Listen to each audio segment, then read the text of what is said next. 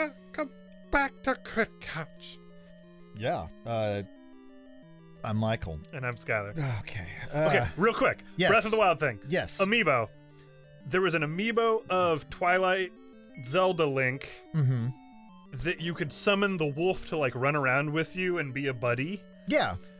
And if you did these weird dungeons on on like the Twilight Princess with that amiibo, the wolf that you would summon would be stronger in Breath of the Wild. Oh, cool. And instead of you just summoning a wolf with like 3 hearts, it could show up with like 8 hearts or something weird. Yeah. Which I'm sure one person in the world did. Okay, so something interesting about these enemies that we haven't gotten to see, because I already have the white sword at this point. If you only come in here with the wooden sword, these big blobs, they actually split into 2 smaller blobs. And Oh, because you have like a crappier sword? yeah, so I could just Boy, they're jiggly. yeah, I could demonstrate that with the candle, because it does less damage than the white sword, but the white sword does enough damage to overpower them entirely and kill them. It's something we haven't really addressed, but this is where like the boomerang is really useful. It's like these tiny enemies. You may have seen me killing bats with the boomerang. You can also kill the little gel guys with it. It's like Austin up in here. What? Oh, to open the door. Okay. Yeah. Sorry, I was like stuck on the Austin comment. You're talking about the bats. Yeah. Did you get the sword from the old man on the top of the waterfall? Yes, it's right here. Don't hit me. Why do you attack them so much? I don't know, because I can. That is a lot of bats. But I have a boomerang. You're no match for my boomerang. It broke my heart to find out that boomerangs really don't come back to you. I mean, they kind of do if you throw them right, but they don't if come you back. hit something. Oh, yeah, if you use them like as an actual hunting tool or something, yeah, they 100% just stop. When you think about like hunting ostriches, the boomerang makes so much sense because you're chucking it to like hit that neck. And I know that's really morbid, but I'm pretty sure that was a component. And actually, so actually the way you throw a boomerang is counterintuitive too to a lot of people. You don't actually throw it sideways. You throw it like long ways because the airfoil nature of it makes it turn, and that's how it does the loop round. If you try and throw it like sidearm, like a frisbee. Yeah, it's not gonna work. Okay. Because there's a similar method. I never got very good at it, but you can throw a frisbee to make it come back at you too. So. Okay, so this is nice. So I want to address this, but What? as a manji, What? the map. Oh.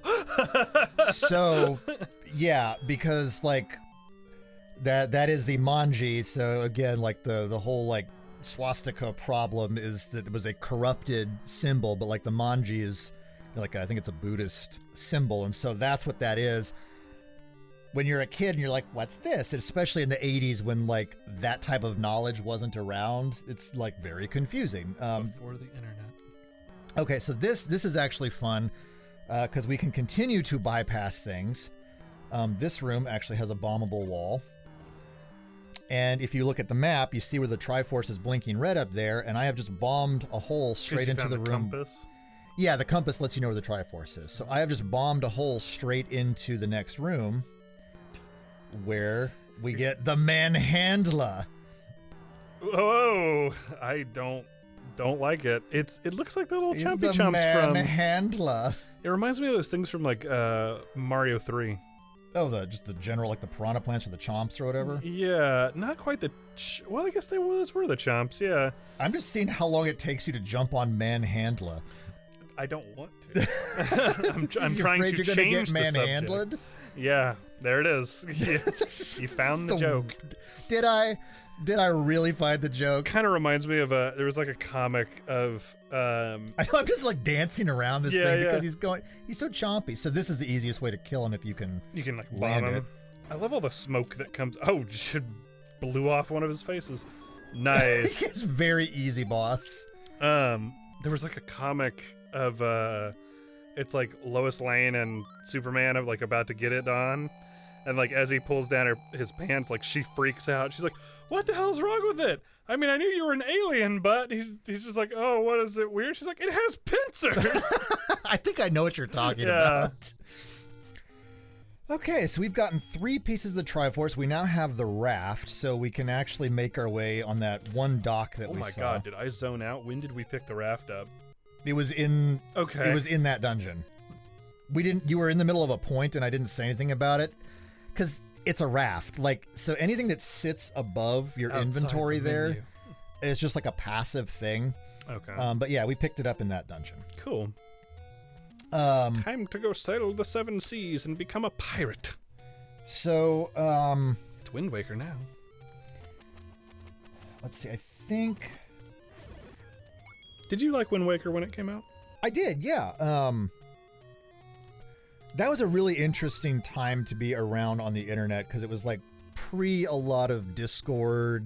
I mean, obviously Discord wasn't around, but just I like it was pre like a lot of Discord in the actual definition of Discord. No, there was never there was like maybe 10 minutes that the internet existed before Discord in the abstract arrived on it. I think the time of before Facebook and Twitter and all that, like, we had fun.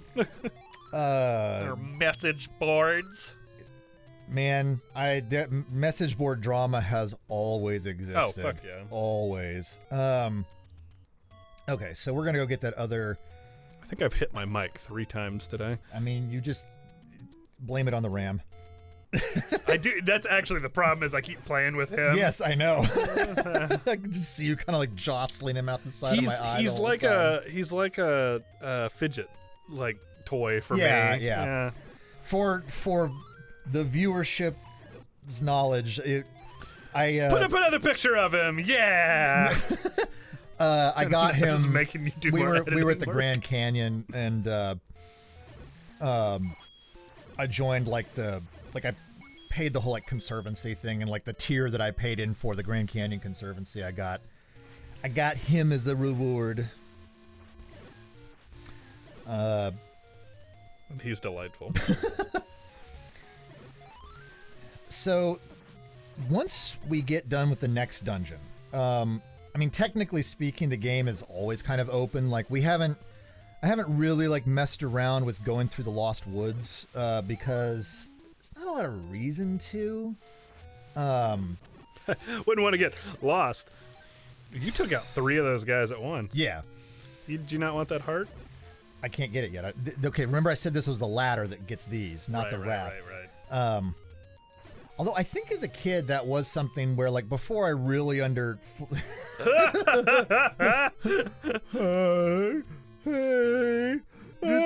what's happening? Did you bring any Advil? Take anyone you want. Yeah, I always want this one. You just pick him up and he's like, oh, me? Link's just leaving a trail of broken hearts. So you can only go the one direction when you go off the pier? Yeah, it's not like a free sail thing. Which is why, like, you may think once you get to this point, oh, I could definitely. Oh, you can't. So you got to come back later with the with the ladder. So we haven't gone to the other side of the map yet because we're gonna have to go there anyway. Because that's where like level 6 is specifically. Yeah, we've been really hanging around the East Coast. Yeah, and it's interesting. Like there are some important things over there, but there's nothing nearly as important as like the rest of this map, which is sort of a weird map balance issue. There's harder enemies over there, but there's not really as much that you need to do. Like the best sword in the game is over there. Level 6 is over there. But it's kind of, and I think like along the very north side of the map that you can't access until you go over there, that's also where the final dungeon is. But you really spend a lot of your time down in this area, and I mean, I think I am not mentally, I don't remember the second quest map all that well. I remember some things, like I remember where some things are hidden, but it's kind of interesting how much of it is couched just in this bottom section. We're going to do some loops here, and get some money because I do want to buy the upgrade ring next. The upgrade. Oh yeah, the your blue like armor ring. Yeah, the armor ring. So actually, this is a good time to kind of mention a couple of mechanical things that exist. So, and I remember back like when all of this stuff was new, like I had a Nintendo Power subscription, so every now and then you'd see some like hints and stuff, and it would talk about this little loop here being a good loop to, well, shit. You can't get me. Being a good loop to get money. And I'm not even sure they knew at the time, like the people who were the authors really knew why it was a good loop to get money. But, I mean, part of it's just the convenience of enemies that are in your way, but part of it actually has to do with a built-in background mechanic. And this is a mechanic that a lot of speedrunners have to make use of in order to force certain You said that and like it totally short-wired my brain, and so letters came out of my mouth wrong. So there actually is an old man later who will make this weird comment about like the 10th enemy drops the bomb. And it makes 0 sense. It's like the eagle has landed. So what it actually is referring to is this hidden mechanic where if you do not take a hit, every 10 enemies, you are guaranteed to get, I believe it's 5 rupees. Like the solid blue rupees are worth 5 rupees. But if instead of that 10th hit, you kill them with a bomb, you get a bomb. See, so that rupee right there, that was actually my 10th kill without getting hit. I was counting, actually. But if I had killed that with a bomb, it would have dropped another bomb. So you can force a bomb drop by using bombs. So one of the reasons this loop is so... Now, there's actually, I think, 2 different drop tables. And there's different enemies on each drop table. Like, so the enemies that I am talking about and that are in this loop, they use the drop table that uses the rupees. I think that's correct. I apologize if it's not. It's been a minute since I've looked into that, and I don't really speedrun because it's just not my thing. I like watching speedrunners do stuff, but I haven't internalized a lot of that. I'm a speedrunner. But part of why this loop is so good is specifically that bottom section, because those Tektites, the blue ones, are fairly easy to kill. And then, so I think the mob ones actually share one of the different, because like certain enemies will not drop bombs, if I recall correctly. Like I know blue Octoroks can drop bombs, and I know mob ones can drop bombs. I don't think I've seen a red Octorok drop a bomb. I am really just operating off memory there. But speedrunners will use that because, you know, if they're trying to do certain things with certain items, like they need to cut corners, right? So they can't afford to go way out of their way for extra stuff. So they know they need bombs to hit something here and now.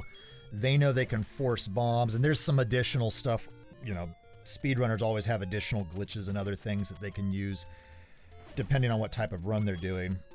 But this route, especially because when you get to that next screen, the levers, which are the little like guys that pop out of the ground, because they're just in a line, you can really easily rack up several kills toward that counter right there. And then when you come back through the loop, you're pretty likely, if you didn't already tip over the counter there, you're pretty likely to tag it again. So we need to get up to almost max rupees. We're almost done here. So by the end of this episode, we'll have enough. Wish I could just step on ladybugs and make money. I know, you had like your sword and your boomerang out? I threw the boomerang at an angle. Oh, I didn't know you could do that. Yeah, well, I was over here, and except the weird thing was it bounced, like you saw that, right? It went diagonal and then went across the screen. You'll be able to see it back in the playback. Yeah, I'm not... I will say, it's fascinating that this music is still so prevalent. I'm going to hear this in my dreams tonight. that is... And I mean, I like the Zelda music. It's iconic music, but that was always a common complaint, like during the NES era, especially like from people who weren't used to video games, like parents, whatever. Nice. Where that's it. Huh? What? Oh, it's just they dropped a lot of rupees just then, but yeah. But it's like the repetition of music, like in this, it happened in a lot of RPGs as well. Like you just spent so much time hearing this one music loop, and it was kind of like, how do you never get tired of that? And well, you know, if the music is good, also if it's understated, like it's not, you know, it's not like taking over. Plus, you don't have like. There's not a lot of like ambient sound effects or anything like that going on, and when they do use them, it's like what to like tell you about. It's still like I would say it's more of a sound effect than it is like sound ambience because it's like what the like breathing bosses and things. So yeah. Now I will say like I think the main theme here has enough movement in it that it doesn't get as tiring. As a kid, I did get tired of the dungeon theme. It's a nice, mysterious feeling theme, but it relies on a lot more repetition. I'll have to hear it again. Yeah, and it can get a little grating if you spend enough time in the dungeon, especially in like some of the later dungeons when they get longer. They don't get that much longer. The very final dungeon has its own different musical score. But we've got the number of rupees we need, and next time on Crit Couch, we are going to go get ourselves a nice little armor upgrade. Let's go to the mall. See you guys next time. Do people still go to malls? Yeah, I mean, that's where you get COVID, right?